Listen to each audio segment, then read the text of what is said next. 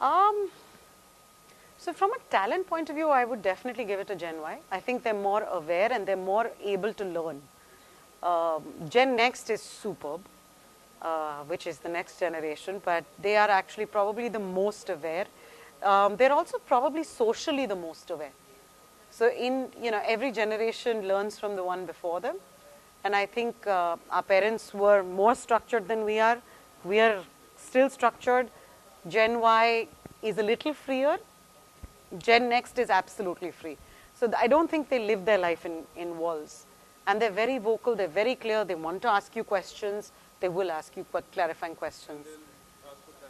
They will ask for transparency. So the other day I had two kids come home.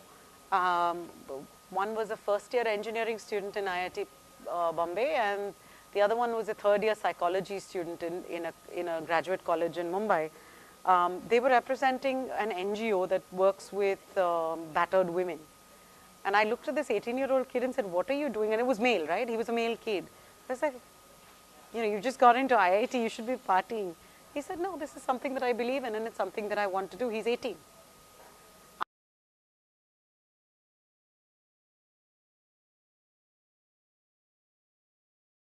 So I think it's also a little overboard because I think they've forgotten what human interaction means. So if you talk to your 20-year-olds and 22-year-olds, if you message them, they will respond. If you call them, they won't pick up the phone. And it's a trend I've watched with multiple people. If you message them, immediate response, phones on silent. You call, nobody will pick up the phone.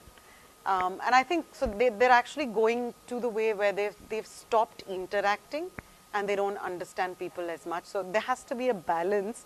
The good news in India is we still have extended families living with us. And so, the human interaction happens at home. It is difficult, but it is there.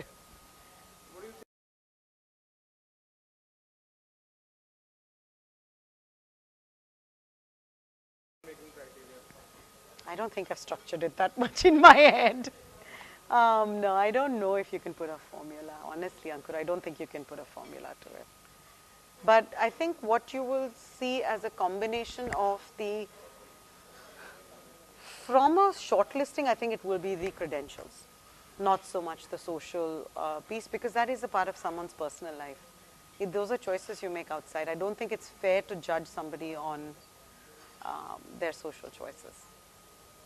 I could have whatever. And we've had a couple of incidents internationally where people have lost their jobs in very senior positions based on their senior media profiles. And personally, I'm not a believer in that.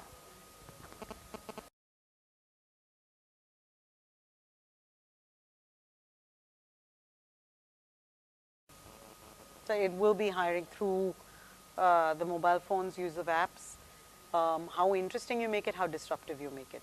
It isn't about how much money you can give them, it's about how interesting you make the job.